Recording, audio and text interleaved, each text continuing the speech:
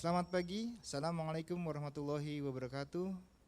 Salam sejahtera bagi kita Waalaikumsalam semua. warahmatullahi wabarakatuh. Salam sehat dari Media Center Gugus Tugas Percepatan Penanganan COVID-19 yang kali ini akan berdialog dengan para tokoh-tokoh inspiratif pada masa peringatan Hari Pendidikan Nasional yang di tahun 2020 ini kita dalam masa pandemi. Sebelum kita mulai, kita akan buka masker kita bersama-sama dan memastikan kita juga mencuci tangan kita, memastikan kita membunuh virusnya dan memastikan tangan kita bersih.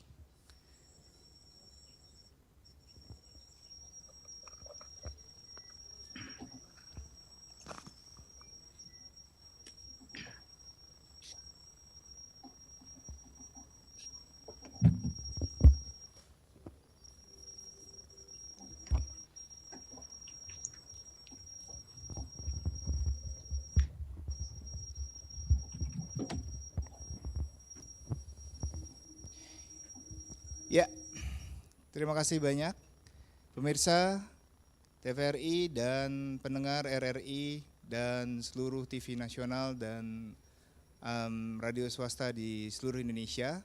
Kali ini bergabung kembali dengan Media Center Gugus Tugas Percepatan Penanganan COVID-19 dalam rangka memperingati Hari Pendidikan Nasional.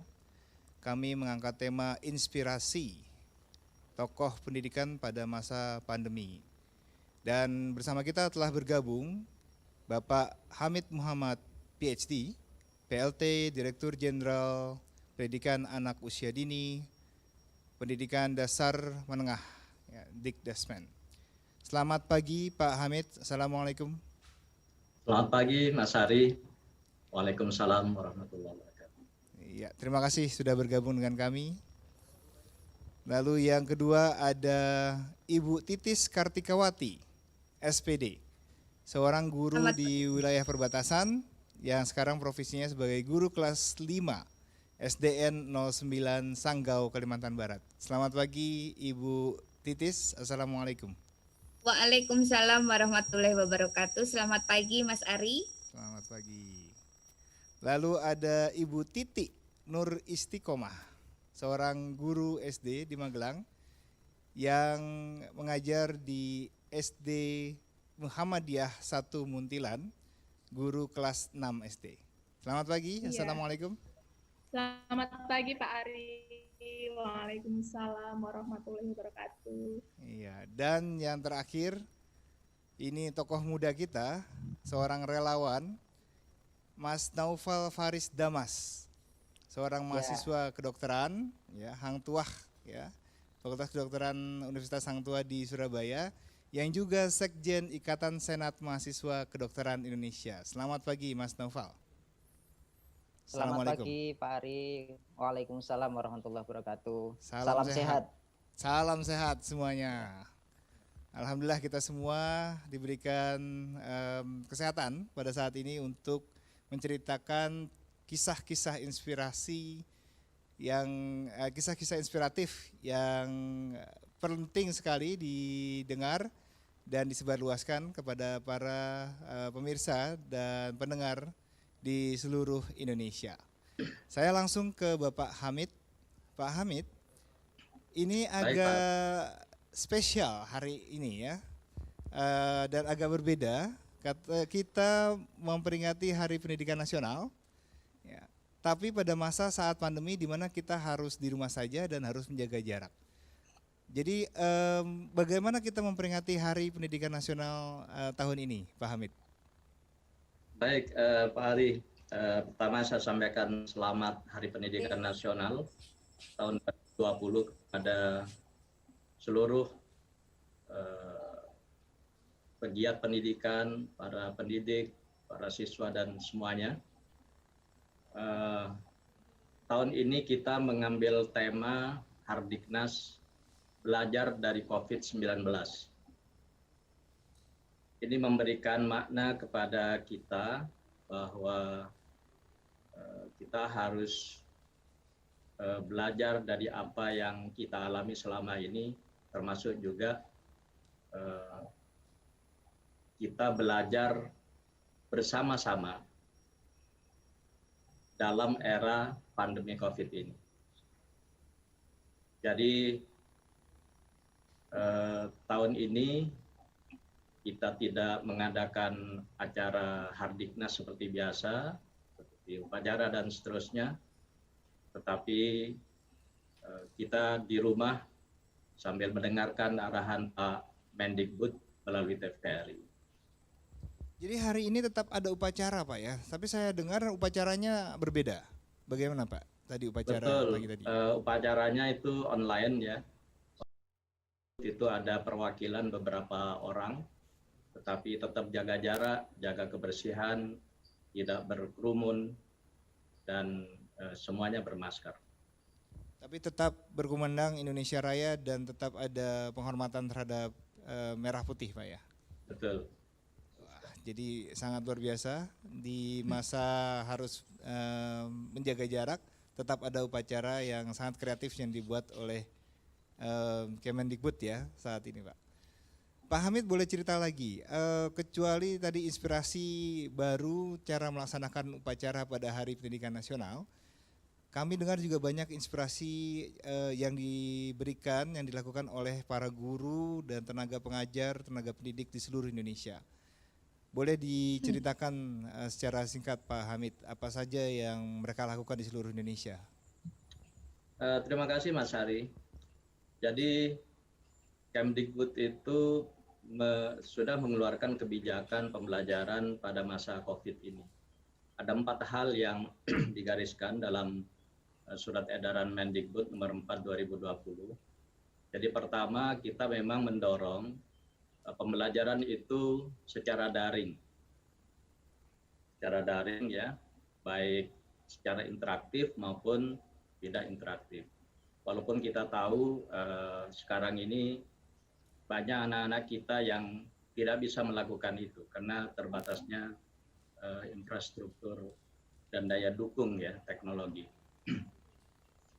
Nah, yang paling penting pembelajaran itu harus terjadi walaupun di rumah. Tanpa para guru itu harus menarget pencapaian kurikulum. Jadi jangan memindah sekolah itu ke rumah. Tapi pilihlah materi-materi esensial yang perlu dilakukan ya, di anak-anak kita di rumah. Terus yang kedua, berikan anak-anak itu pendidikan kecakapan hidup.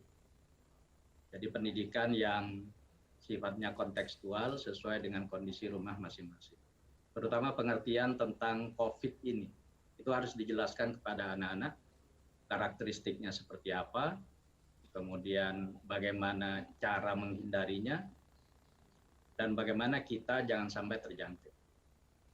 Kemudian yang ketiga, nah itu pembelajaran di rumah ini harus sesuai dengan minat dan kondisi masing-masing anak-anak kita. Jadi jangan disamaratakan untuk semua anak, harus memperhatikan semua kondisi yang ada di lingkungan anak-anak, termasuk juga akses terhadap internet. Kemudian yang keempat itu tugas-tugas dan seterusnya itu tidak harus dinilai seperti biasanya. Tapi penilaiannya itu lebih banyak bersifat kualitatif dan sifatnya memberikan motivasi kepada anak-anak kita. Jadi 4 hal inilah yang jadi patokan bagi semua guru untuk melaksanakan pembelajaran di rumah. Nah, Mas Ari, sekarang ini sebenarnya ada 3 kelompok besar pembelajaran di sekolah-sekolah kita. Jadi yang pertama itu yang online penuh. Jadi online penuh ini dilakukan oleh sekolah-sekolah yang sudah terbiasa menggunakan program online ya. Ada rumah belajar, ada ruang guru, ada sekolahmu, macam-macam itu program yang bisa diakses. Nah, sekolah-sekolah semacam ini itu tidak akan merasa kesulitan menghadapi pembelajaran pada masa COVID ini. Nah, kelompok yang kedua itu yang masih semi online. Jadi tugasnya masih dikirim ya melalui WA dan seterusnya. Istilahnya tidak interaktif langsung. Nah, persoalan yang ada di sini mungkin nanti akan disampaikan oleh para guru-guru di lapangan seperti apa. Tetapi persoalan yang paling kami pikirkan sampai sekarang itu adalah anak-anak yang tidak punya akses internet, tidak punya akses listrik, tidak punya akses TV. Nah, ini tentu pembelajarannya sangat manual ya. Mungkin di beberapa tempat menggunakan radio komunitas dan seterusnya. Nah, ini yang selama ini dilakukan oleh para guru kita. Tentu para guru kita ini memang menyesuaikan dengan kondisi masing-masing, dan inilah saatnya guru melakukan inovasi pembelajaran di setiap daerah. Wah, luar Saya kira biasa. itu Mas Ali. Terima kasih banyak Pak Hamid. Jadi belajar tetap harus jalan terus di masa pandemi ini, dan guru-guru kita justru mempunyai solusi dan kreativitas untuk memberikan ilmu pendidikan yang tadi esensial dan vital kepada para muridnya. Mari kita dengar salah satu kisah inspirasi dari perbatasan di Indonesia, di Sanggau, Kalimantan Barat. Ibu Titis Kartikawati, apa kabar? Baik, alhamdulillah sehat Mas Ari. Alhamdulillah sehat ya. Ibu Titis, bagaimana para pendidik dan guru seperti Ibu Titis menyikapi kebijakan libur sekolah atau belajar dari rumah?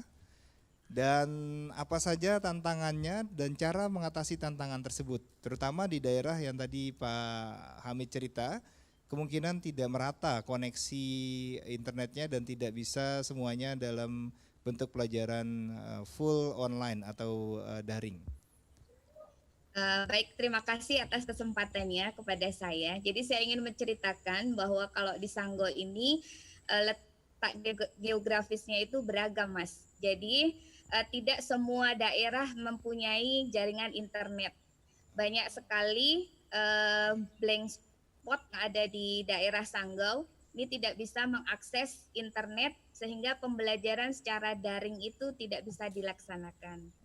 Nah, kami di Sanggau alhamdulillah bisa berkolaborasi dengan RRI Sanggau beserta komunitas guru belajar sebagai pengajarnya mengadakan kegiatan atau program di RRI itu belajar di RRI selama 1 jam. Setiap hari ada program belajar di RRI ya selama 1 jam. Iya. Jadi setiap guru 1 jam, mengajar lewat radio. Iya, dari hari Senin sampai hari Jumat kita bergantian. Semua guru bisa memberikan materi sesuai dengan apa yang mereka kuasai. Tidak harus sesuai dengan kurikulum yang istilahnya harus mengejar kurikulum, tetapi kita bisa memberikan pembelajaran yang seperti arahan dari Kemendikbud tadi. Ya. Nah, Ibu, apa ya? Keuntungan dan kelebihan dari belajar lewat radio? Nah, keuntungannya Pak, pertama RRI itu bisa menjangkau di semua daerah. Kebetulan RRI ini bisa menjangkau sekitar 4 kabupaten Pak. Jadi dirilai oleh RRI Sanggau, Entikong. Entikong itu perbatasan langsung dengan Malaysia. Jadi di daerah blank spot di sana bisa juga mendengarkan materi yang kami berikan. Nah, yang kedua, dengan belajar di RRI, kita irit kuota, irit biaya istilahnya Pak. Jadi tidak perlu mengeluarkan kuota, biaya yang lebih karena di sini masih banyak yang bekerja, orang tuanya itu sebagai buruh tani, pekerja sawit ya, kemudian ada pedagang sayur dan sebagainya. Jadi kalau harus menggunakan internet itu cukup memberatkan biayanya Pak. Ya, jadi radio ini bisa menyelesaikan tantangan soal koneksi internet ya. Iya. Baik, saya coba pindah ke Ibu Titi Nur Istiqomah yang di Muntilan, Jawa Tengah. Ya, salam sehat Ibu. Apa kabar? Salam sehat. Alhamdulillah sehat. Baik. Segar nih Ibu Titi di tempat yang di Jawa terutama yang infrastrukturnya lebih bagus ya. Apa tantangannya apa tantangan Ibu Titi dalam membangun pemahaman antara murid ya, guru dan orang tua tentunya agar pelajaran dari rumah itu tidak jadi beban ya, bukan menjadi sesuatu yang malah menyusahkan di keluarga. Ya. Ibu Ya, Titi. Pak, baik. Jadi memang saat ini kan pendidikan kita itu sedang mengalami the new normal ya Pak. Mau tidak mau berarti pendidikan memang sangat mengandalkan teknologi dan kita tidak bisa memisahkan antara teknologi dengan pendidikan. Selama ini miskonsepsi yang ada itu bagaimana caranya agar kita menjauhkan gadget dari anak-anak. Padahal ternyata di posisi seperti ini, di keadaan seperti ini, itu justru para pendidik itu ditantang untuk berkreasi bagaimana memajukan pendidikan dengan menggunakan teknologi yang ada seperti itu. Dan untuk agar pendidikan itu tidak menjadi beban, yang pertama kuncinya adalah komunikasi dulu Pak antara guru, orang tua dan anak, karena pendidikan itu saya yakin akan berhasil jika terdapat kolaborasi yang baik antara ketiganya. Apa cerita yang menarik yang Ibu Titi bisa bagi ke kita, membina komunikasi antara murid, orang tua murid, ya, dan tentu guru dan pihak sekolah pada situasi yang semuanya harus menggunakan alat komunikasi, tidak bisa bertemu langsung. Ya, baik Pak. Jadi ketika pembelajaran jarak jauh ini kan banyak yang mengartikan bahwa anak-anak itu libur, tapi sebenarnya kan anak-anak tidak libur, hanya belajarnya di rumah seperti itu. Nah, kemudian kita memberikan pemahaman kepada orang tua dan kepada anak bahwa yang namanya belajar itu akan menjadi sesuatu yang menyenangkan. Nah, untuk melakukan itu semua, kami menggunakan berbagai media. Kami pernah menggunakan TikTok.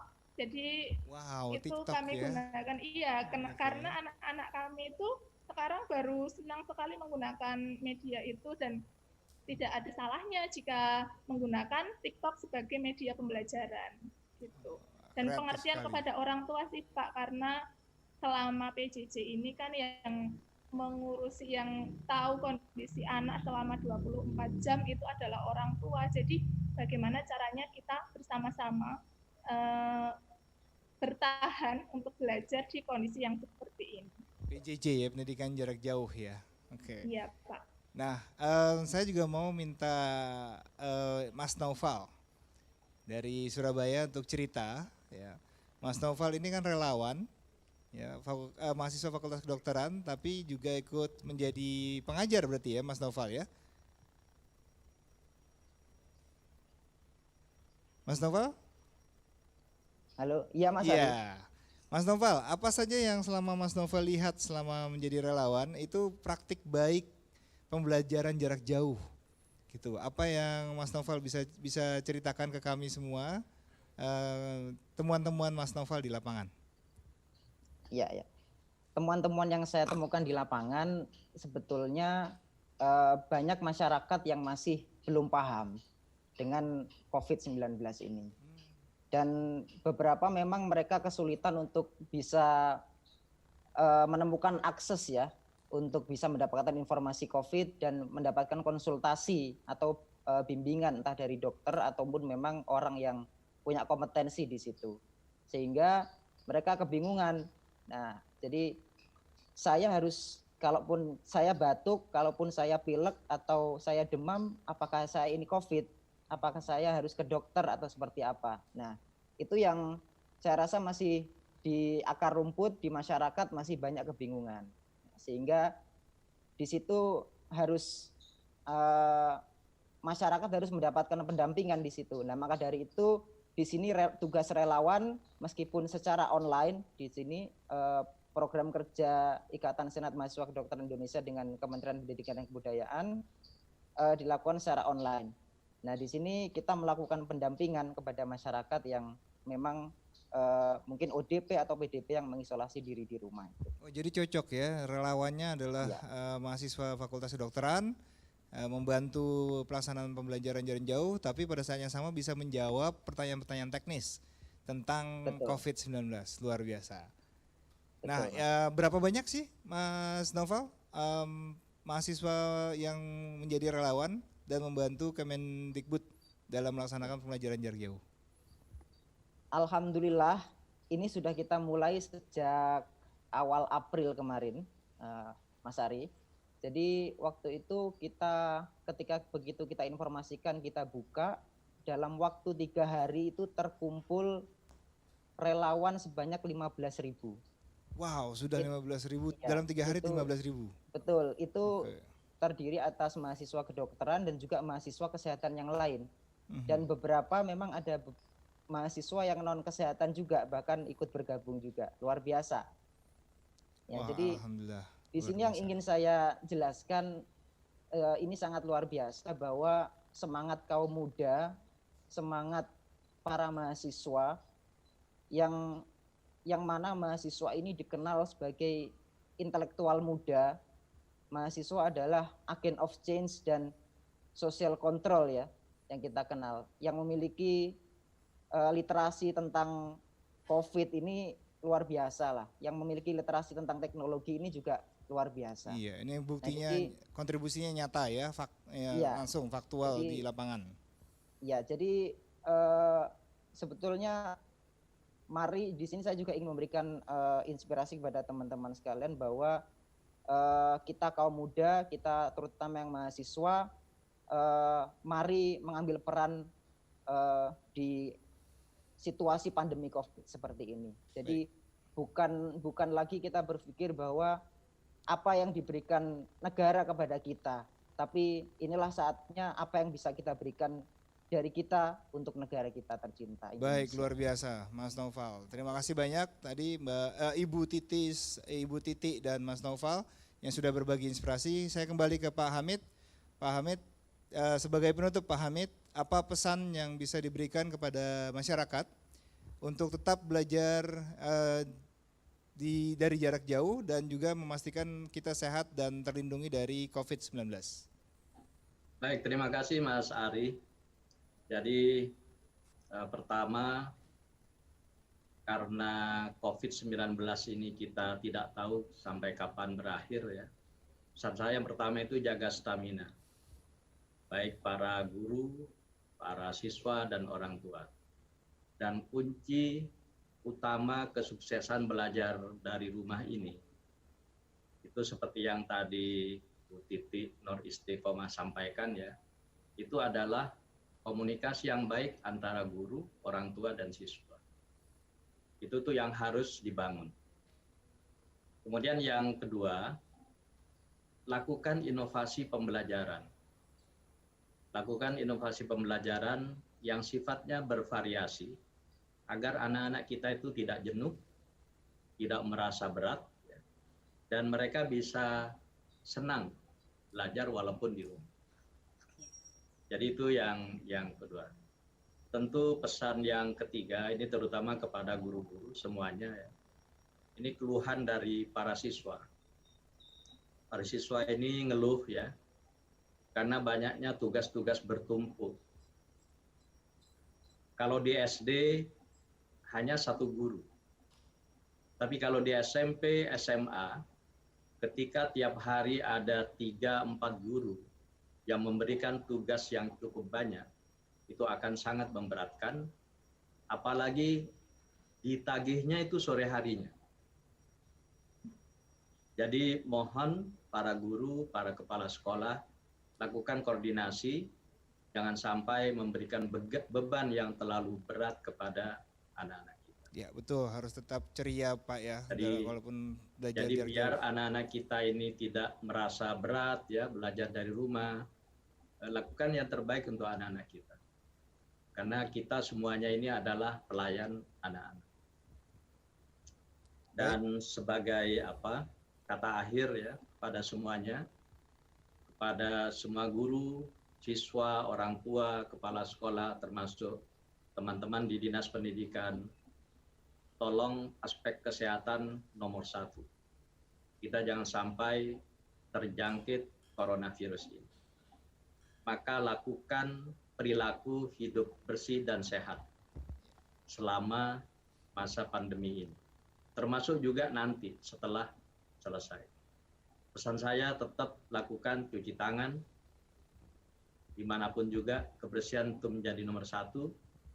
Pakai masker, apalagi kalau keluar rumah, kemudian jaga jarak.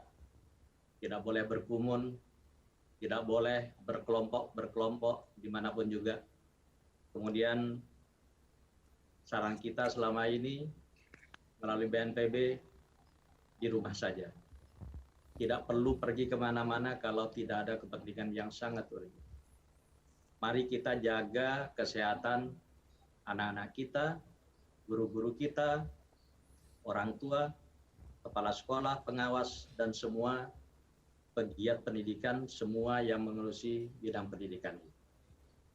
Terima kasih Mas Ari. Baik. Itulah pesan yang dapat Terima kami kasih sampaikan. banyak Pak Hamid, terima kasih banyak Ibu-ibu dan Mas Naufal tadi, Ibu Titi dan Ibu Sama-sama. Titis. Terima kasih kembali Pak. Tetap mengajar, tetap Sama-sama. mendidik, tetap membuat Indonesia sehat dan pintar, dan kita tetap punya generasi yang akan menjadikan Indonesia bangsa yang maju dan tentunya bangsa yang sehat.